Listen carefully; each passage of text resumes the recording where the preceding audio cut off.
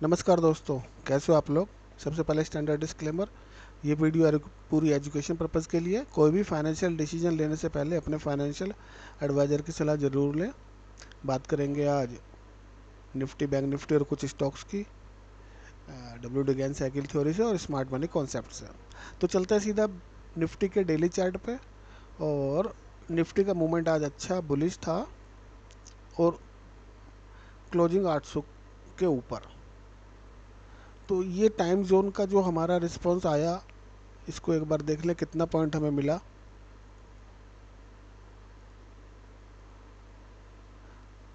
Almost 475 point इस timeline ने हमको निफ्टी में दिए, लेकिन बैंक निफ्टी में नहीं दिए। वो कंसोलिडेट ही है और अभी टाइम जोन के अंदर ही है, इससे बाहर ही नहीं निकल पाया। इसके बाहर निकलता तो निफ्टी का मूवमेंट और अच्छा होता।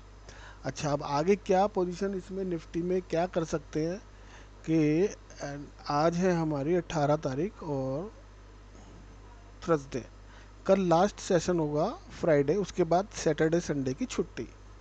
और मंडे को 18 19 20, मंडे को है 22 तारीख, 22 तारीख को है बजट डे।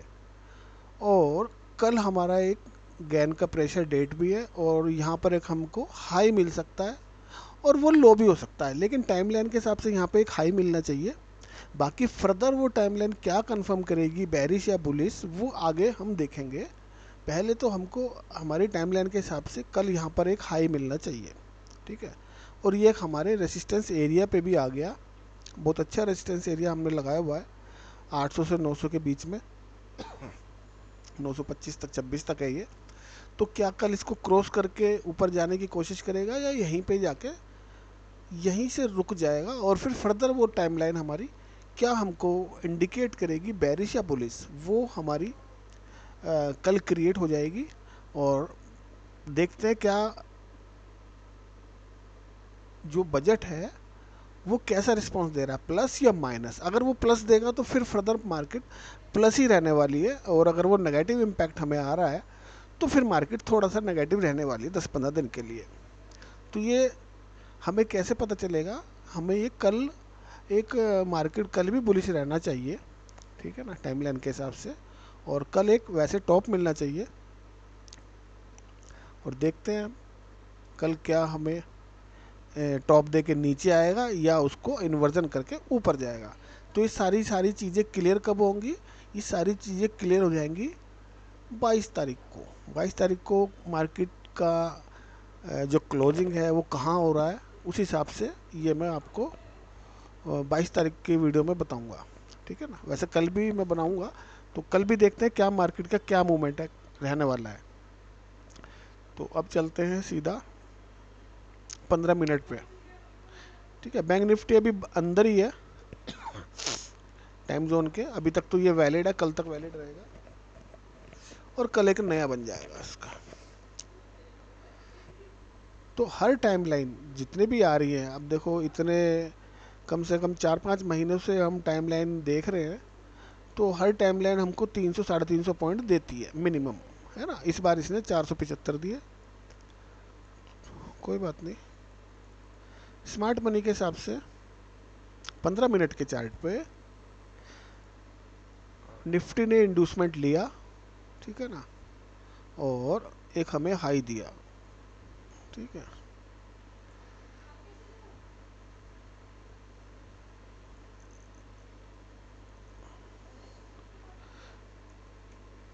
और इसने अगेन बॉस कर दिया, ठीक है।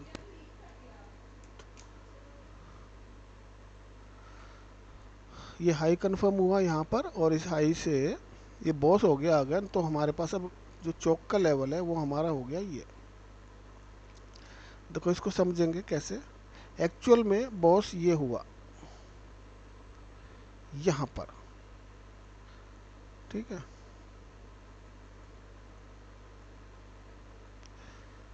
क्योंकि यहाँ पर तो स्वीप हुआ और यहाँ पे जाके क्लोजिंग दे दिया।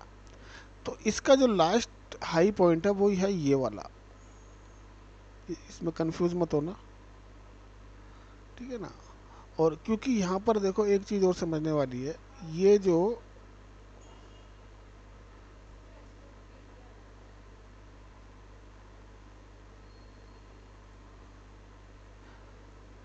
ये जो इंड्यूसमेंट हुआ, ठीक है ना, इसके बाद ये इंड्यूसमेंट हो गया और ये हाई हो गया, लेकिन इसके बाद क्या हुआ, मार्केट ने अगेन एक हाई छोड़ा है और स्वीप दिया, क्लोजिंग नहीं दिया।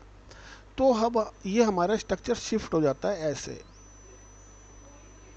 तो जब ये हमारा ये शिफ्ट हुआ तो हमारा इंड्यूसमेंट भी शिफ्ट हो जाता है यहाँ पर, जो कि मार्केट ऑलरेडी ले चुका है, तो उससे कोई फ़र्क नहीं पड़ने वाला, हमारा लो पॉइंट यही रहने वाला है।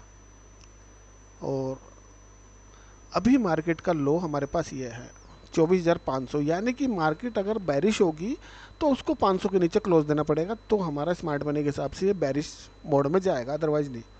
और अभी यह हाई ये है, तो इस हाई का भी इंड्यूसमेंट लेवल हमारा यही आ रहा है, तो इसको हम इस तरह से लिख सकते हैं।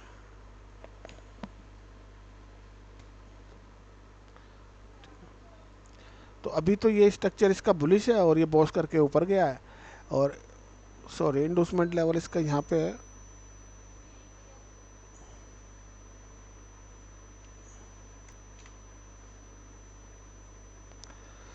एक नो नो नो ठीक है, वही था।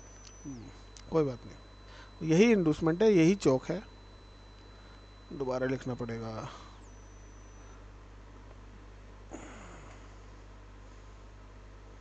मैं यहाँ पे देख रहा था क्योंकि ये इंटरनल कैंडल है, तो ये इंड्यूसमेंट नहीं होगा, इंड्यूसमेंट यहीं पे है।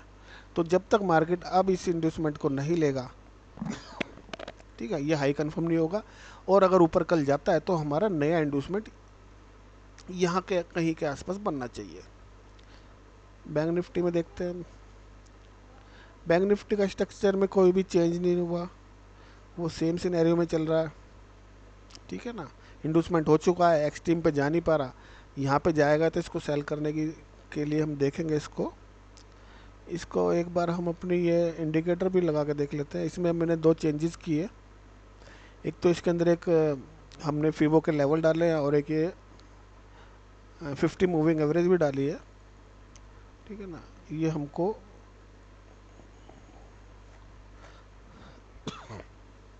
इसने आज हमको एक ट्रेड दिया, यहाँ से कॉल का ट्रेड बना, ठीक है ना, और ऊपर तक गया। बैंक निफ्टी में कोई नहीं बना, फिर निफ्टी में कोई नहीं बना। फिर निफ्टी का स्ट्रक्चर एक बार देख ले।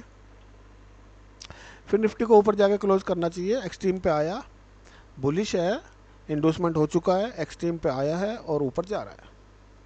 कोटक कोटक बुलिश है, इंडोसमेंट हुआ, एक्सट्रीम पे नहीं आया, अगर इसको नीचे यहाँ मिलेगा तो हम जरूर बाय करेंगे।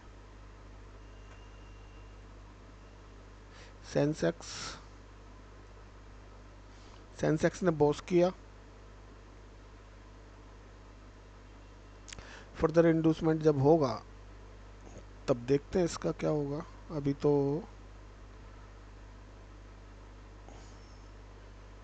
इसका तो इंडोसमेंट हो चुका है,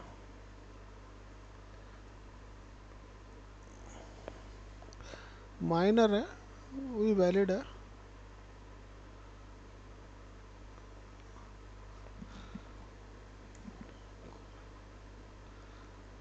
चलो इंडोसमेंट हो गया है, और अब इसको हम बाय करेंगे नीचे से, यहाँ से कहीं से 80-500 से लगा के छोड़ देते हैं, आएगा देख लेंगे। मिड कैप मिड कैप का इंडोसमेंट हुआ और एक हाई हमको मिला,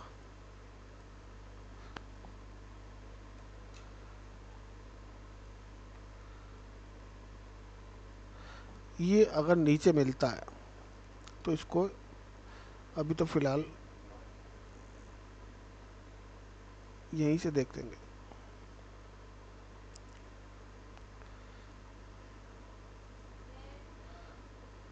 रिलायंस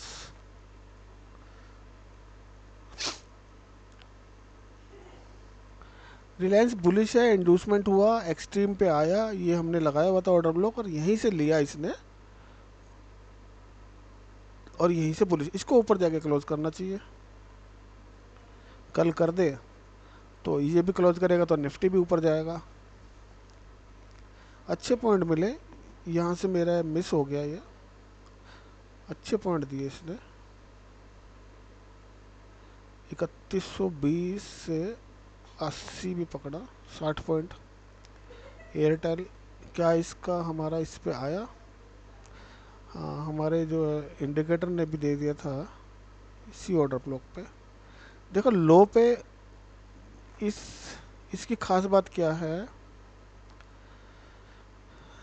कोई भी मूविंग एवरेज या कोई भी टूल इसमें बिल्कुल लो पॉइंट पे आपको कॉल या पुट प्रोवाइड नहीं करता, या ये सजेशन नहीं देता कि यहाँ से आप पुट लो, यहाँ से। इसका ये बेनिफिट यही है, ये अपने साथ में एक एक दो तीन चार चीज़ें लेके चल रहा है इंडिकेटर। एक तो ये सपोर्ट और रेसिस्टेंस लेके चल रहा है, ये रेड लाइन हमारी सपोर्ट है और ये ग्रीन लाइन हमारी रेसिस्टेंस है। तो जब भी इसके नीचे तोड़ के हल्की सी भी क्लोजिंग देगा तो प्राइस ऊपर जाने की कोशिश करेगा, ऊपर जाके क्लोज करेगा तो नीचे जाने की कोशिश करेगा। साथ में इसके ये हमने फीबो का एक इंडिकेटर लगाया, ऐड किया, जिससे क्या बेनिफिट मिलेगा, अगर मार्केट बुलिश है, ऊपर है, तो ये जब भी नीचे आएगा तो ये जो जोन हमारा ग्रीन एरिया में दिख रहा है, यहाँ से मार्केट अगेन फिर ऊपर चला जाएगा। ठीक है ना, यहाँ पर हमारा स्टॉप लॉस छोटा होगा। ठीक है ना, और ये एरिया अगर हमारे सपोर्ट एरिया के पास भी आ जाता है तो बहुत अच्छा इसमें मिल जाता है ट्रेड। उसको देखने की कोशिश करेंगे, कहीं ऐसा मिलेगा तो बताएंगे ना। ये थोड़ा नीचे होता, ये ऊपर होता, और यहीं पे ये हमारी मूविंग एवरेज भी होती, तो हमारे को ट्रिपल कंफर्मेशन हो जाता बाइंग का। ठीक है ना, अभी तो एक एक चीज़ें शो कर रहा है, यहाँ पर केवल हमारा ये सिंगल फेस बोल रहा है कि यहाँ से कॉल लेना चाहिए। ठीक है, चलो हम कॉल में बैठ भी गए। उसके बाद जब ये हमारा क्रॉस हो रहा है, तो क्रॉस होने के बाद हम और कंफर्म हो गए कि हाँ हम ठीक बैठे हैं। ठीक है, उसके बाद हमारा 50 मूविंग एवरेज भी क्रॉस हो रहा है, उसके बाद हम और श्योर हो गए कि हमारा ट्रेड और बुलिश जाने वाला है, क्योंकि तीन तीन चीज़ें इसको बुलिश शो कर रही है ना। ये चीज़ें देखने वाली हैं इसके अंदर। एयरटेल, एयरटेल अपने सप्लाई पे आया क्या? हाँ, अपनी सप्लाई पे आया, लेकिन अभी प्रॉपर आ नहीं पाया, अभी थोड़ी सी बची हुई है यहाँ पर 1490 के आसपास। तो ये बैरिश है, तो इसको यहाँ से सेल करेंगे, एक्सट्रीम पे मिलेगा तो। बाकी अपना रिस्क रिवार्ड देखना सब। सन फार्मा, सन फार्मा बुलिश है और इंडूसमेंट हुआ, एक्सट्रीम पे आया, ऊपर चला गया, इसको ऊपर जाके क्लोज करना चाहिए।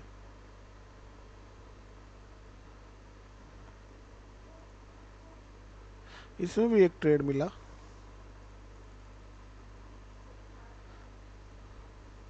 सेम सिनेरियो, सपोर्ट को तोड़ा, फिर अंदर गया और ट्रेड एक्टिव हुआ, फीवो के लेवल को भी क्रॉस किया, ट्रेड एक्टिव रहा, 50 मूविंग एवरेज को भी क्रॉस करा, ट्रेड एक्टिव रहा। अब जब इसके ऊपर जाता है तो हम यहाँ पर अपना अगेन, अगर ये नीचे दोबारा भी आता है ना इस एरिया में 50 मूविंग एवरेज और फीबो के, और नीचे ही सपोर्ट है, तो अगेन इसको बाय कर सकते हैं। मतलब कि ये हमारा बाइंग जोन बन जाता है एक तरह से। ये तीनों पॉइंट हमारे बाइंग जोन है, जो कि आसपास में ही है, 1484 से लेके 1480। ये 4 पॉइंट का जोन एक अच्छा बाइंग एरिया है हमारे पास। तो इतना इंडिकेशन काफ़ी है किसी भी एग्जीक्यूशन के लिए। मारुति, एक मिनट, मारुति बुलिश है, ठीक है ना, इंडूसमेंट हुआ है, एक्सट्रीम पे आएगा। यहाँ पर इसका जोन हमारा है 12,000 से 12,250 के एरिया में, तो यहाँ पे आएगा तो डेफिनेटली ऊपर की तरफ देखना है। ठीक है ना, और अभी धीरे धीरे चलता है, फिर एक साथ ही 1,000 पॉइंट का मूवमेंट देता है मारुति 2 दिन में। ये मैंने देखा है पिछले कई दिनों में। ये मूवमेंट देने के बाद थोड़ा रेस्ट लेता है ना, इकट्ठी करता है अपनी वॉलेटी वगैरह, और अभी ये सेंटर में ही है। तो मारुति को क्या करें, अगर नीचे मिलता है इस रेंज में तो अच्छा है ऊपर जाने के लिए। H D F C, H D F C के शायद कल रिजल्ट हैं, रिलायंस के भी कल रिजल्ट हैं, तो देखते हैं क्या मूवमेंट ये ऊपर की तरफ दे रहे हैं या नीचे की तरफ। ऊपर तो ये अच्छा इसका एरिया बना हुआ है, एक सप्लाई एरिया। तो अगर ऊपर जा रहा है, तो अगर ऊपर जा रहा है, यहाँ पर अभी प्राइस है 1614, तो पहला ही टारगेट इसका 1685 होगा। अगर इसको क्रॉस कर रहा है तो सेकंड टारगेट इसका होगा 1760। ठीक है, नीचे जा रहा है तो नीचे तो इसके फिर टारगेट हमें उससे देखने पड़ेंगे बड़े टाइम फ्रेम पे। पहला तो टारगेट इसका काफ़ी नीचे आ रहा है इस हिसाब से, तो बल्कि हम तो चाहते हैं कि ऊपर ही जाए, हमेशा मार्केट ऊपर ही चलता रहे, बढ़िया इंडिया का। चलो बर्जर ये बस दोनों वैसे ही लगाए हुए। HDFC डेली पे देखते हैं एक बार। ये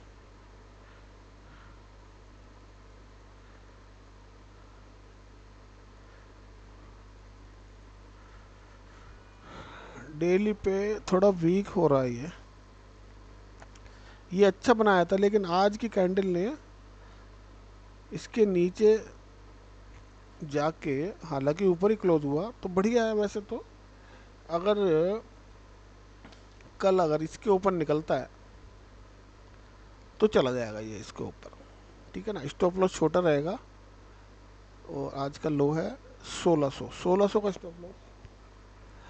क्योंकि यहाँ पर क्या हुआ है, यहाँ पर 11 जुलाई की जो कैंडल है उसका लो स्वीप हुआ है, और लो स्वीप हुआ है तो कल की कैंडल अगर इसके ऊपर ही रहती है आज के क्लोजिंग के ऊपर, मतलब आज की क्लोजिंग जैसी क्रॉस होगा वहाँ पे बाय बन जाएगा, है ना। अब ये तो देखना पड़ेगा, क्या पता गैप अप हो गैप डाउन हो जो भी हो, लेकिन अगर हमें इसको बुल में जाना है तो हमें ध्यान रखना है, अगर इस साइडवेज खुल रहा है ना, खुल रहा है और इस कल के इस ग्रीन पोर्शन से ऊपर मार्केट रहता है या जाने की कोशिश करता है, तो तुरंत एक हमारा छोटा स्टॉप लॉस 15 पॉइंट का बना के ऊपर के लिए हम देख सकते हैं सीधा यहाँ तक के लिए, क्योंकि कल इसके रिजल्ट भी हैं तो मूवमेंट हो सकता है। तो इस पर नज़र बना के रखना है। और एक रिलायंस पे, रिलायंस की भी कल रिजल्ट है, इसका भी देखते हैं। इसने भी लिक्विडिटी स्वीप की है, तो कल अगर नीचे मिले तो बढ़िया है थोड़ा सा, है ना। और जैसे ही इसको क्रॉस करे यहीं पे अपना स्टॉप लॉस ऑर्डर डाल दो और अच्छे खासे पॉइंट के लिए जा सकते हैं इसके अंदर हम।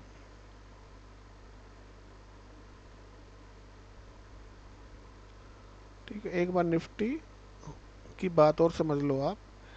हमारा टाइमलाइन कल स्टार्ट होगा तो, और उसके बाद सैटरडे संडे की छुट्टी है। बैरिश होगा या बुलिश होगा उसका कंफर्मेशन मंडे ट्यूसडे में हो जाएगा। अगर मंडे में ही अगर मार्केट बुलिश क्लोज कर रहा है तो सीधा बुलिश ही रहने वाले हैं हम, और अगर बैरिश क्लोज कर रहा है तो हम बैरिश रहने वाले हैं। अगेन वही 15 डेज के लिए वहाँ पर देखते हैं क्या हमें वही हमारे मिनिमम 320 पॉइंट मिलते हैं या नहीं मिलते। अब मैं आप लोगों को इतने टाइम से दिखाता हूँ ये टाइम लाइन, और हर बार निफ्टी, क्योंकि मैं बैंक निफ्टी में ज़्यादातर ट्रेड नहीं करता, निफ्टी को ही देखता हूँ, तो निफ्टी हमेशा 300 से की रेंज का टारगेट देती है ना, एक 15 दिन के अंदर। तो दो एक महीने में 300 से हो गए 600 पॉइंट, 500-600 पॉइंट निफ्टी महीने में दे देती है हमारे एक टाइम जोन के हिसाब से। ठीक है, तो मिलते हैं, होपफुली आपको समझ आया होगा। मिलते हैं नेक्स्ट वीडियो में। थैंक यू दोस्तों।